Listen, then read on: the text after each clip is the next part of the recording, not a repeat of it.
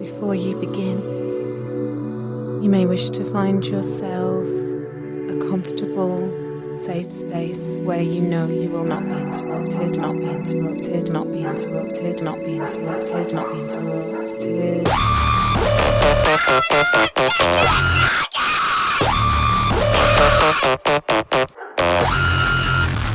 Hi, everybody, and welcome to Rebel Heart Tarot Talk with myself, Alice Grist, and artist Nikki Cotton. This is our card for November. From now onwards, we're going to be taking one card at the start of each month that we will hopefully explore to discover what themes, energies, events might be befalling us each month. So this card comes in the middle of, the beginning of this Mars retrograde situation that we find ourselves in, as well as solar eclipses and lunar eclipses. And I think many of us are feeling quite challenged. So I'm going to pull a card. I'll give them a shuffle and maybe you can say hi, Nikki. Hi, is everyone all right? Yeah, I'm looking forward to seeing what this card's going to be. Yeah. I'm going to give them a really good shuffle. Let's have a look at those lovely pink backs. You know, Nikki, as I've told you, I've been using these cards now for lots and lots and lots of readings, and they are super upgrading my readings, I would say. That's so nice to know, because it's one of those things, isn't it, when we've made them, spent so long dealing with them and kind of thinking about them and dreaming about them and everything else, and then to actually see how they use when you as a tool, which is what they are, is to know it's doing it well, then it's good. It's good.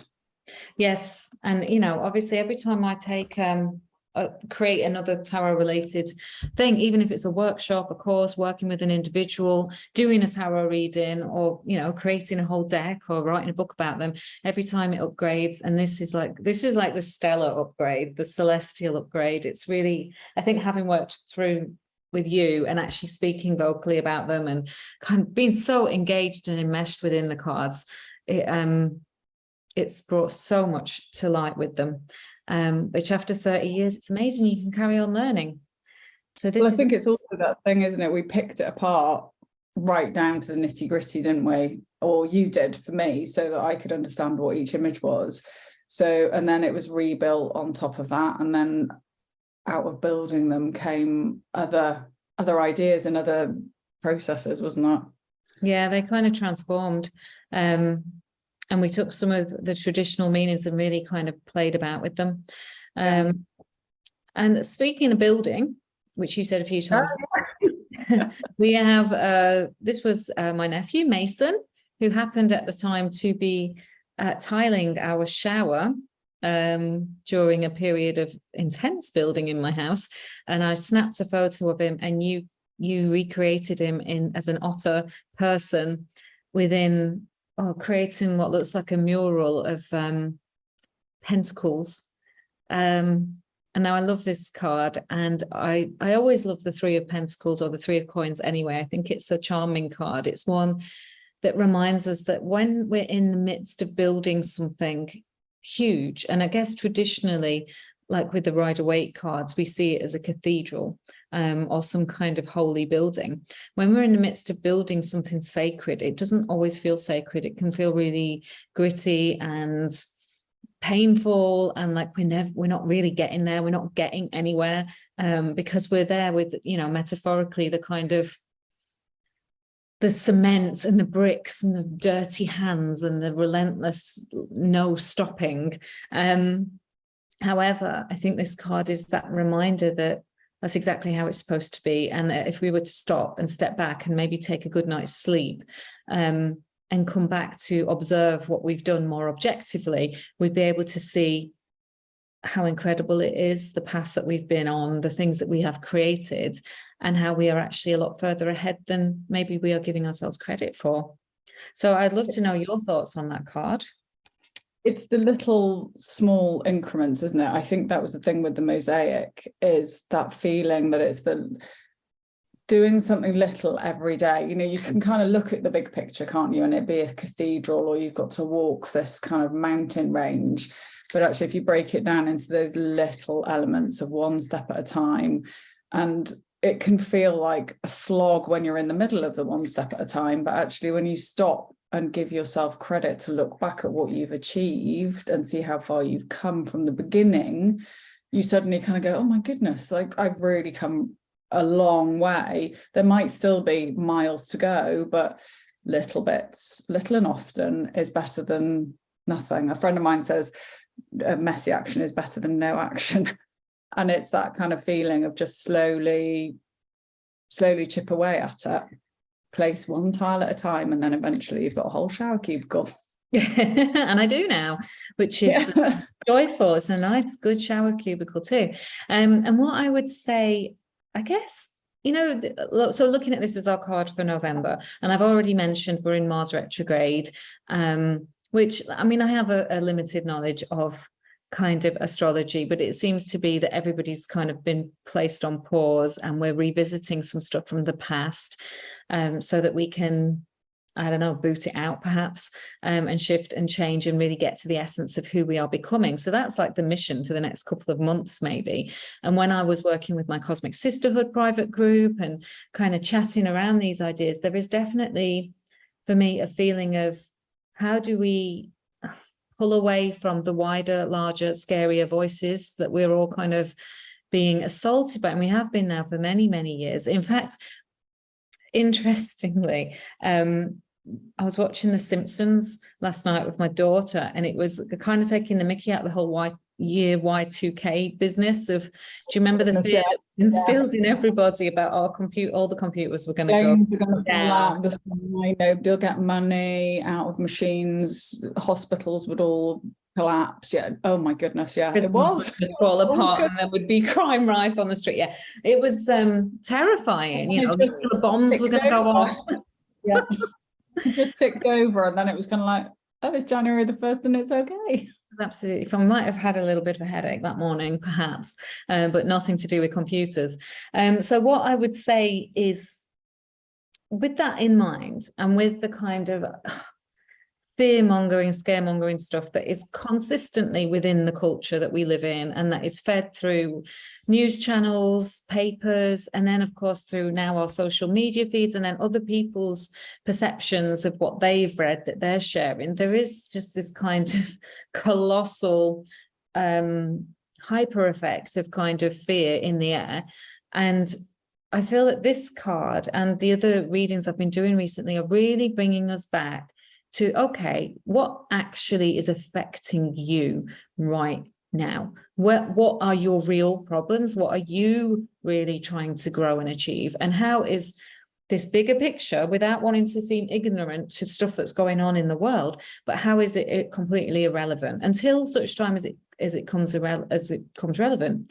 And one of the works that I did with some women the other day was to build some kind of layers of protection and boundaries around ourselves, so that the only things that was coming into our kind of consciousness was things that are directly relevant to us, that we need to resolve, deal with, heal, grow from, and also, you know, the day-to-day, the stuff that actually really matters, this kind of stuff, the things that we are trying to achieve and build, and all else to be kind of blocked out.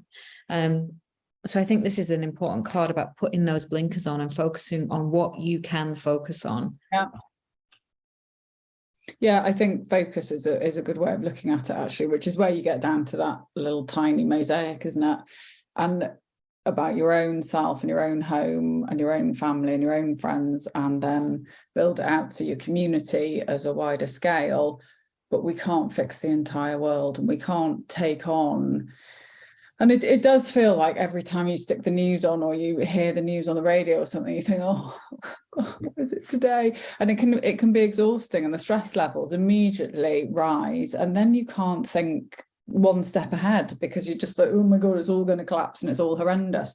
But if we look at it in a smaller scale, and do come back to your own community and your own family and your own friends, and see what you can do to change in that situation, as well as in your own tiny space of yourself, then if everybody did that, and then it would kind of get out to you feel like you can make a change, you feel like you can do you can actually do something rather than feeling utterly powerless to this mess that is erupting around the world that seems to be just daily. You can actually make a change, but on a small scale. But that small scale might make the hugest difference to somebody. It might, and it's about trying, maybe it is that whole stop looking at this ginormous scale of things, because there's nothing we can do to change that, but we can change things on a minute detail of our own village, our own town, our own street, our own homes. Within ourselves as well. It's that looking inward first. So perhaps there's something out there that you're really passionate about, or, a world problem that you are, really deeply caring about. And I think perhaps, and this is just this card for this month. So this isn't like life guidance forever. This is just for this month. Maybe for this month, you figure about how you can do something about it within your own internal self, and within your four walls, and keep it small, and trusting that in time, with that kind of grounding and that basis, you'll be able to flurry it in all kinds of different directions into the future if you feel so called. But yeah, the Three of Pentacles. And one thing I like about this is that you gave him an otter head. So there's I can't remember why we chose an otter, or was it his choice to have an otter? I don't think it was his choice. I think, but for me, just fits so well in that sweatshirt with his hood at the back. It fits so well. I should have given him pause. Oh yeah. I think one of the things I like about the otter is I always think of otters as like super playful, aren't they? They're just like, they're so wonderful. If anyone's ever seen them playing, they're just the most adorable creatures. And I think there's something there I don't know, there's a playfulness. How can we bring playfulness into this relentless everyday grind that we are perhaps fixated on, and maybe need to be fixated on for the time being? How can it be fun? How can we remember the essence of why we started in the first place? Because I think we start anything with a degree of excitement, but it may be, halfway through, it's like, oh God, am I still doing this? I mean, we've all maybe had to try and build a Lego house, and it can be like, yes, I'm going to build the best Lego palace ever seen, and 3 hours in, you might be a bit fed up of it, but you've come some way. So then you get to be playful and maybe add extra rooms on, or go outside of the script, or just keeping on. So yeah, it's that middle, that excitement of the beginning of something is always there, isn't it? And then it gets that tricky bit where you start questioning yourself and questioning what you're doing and why you're doing it.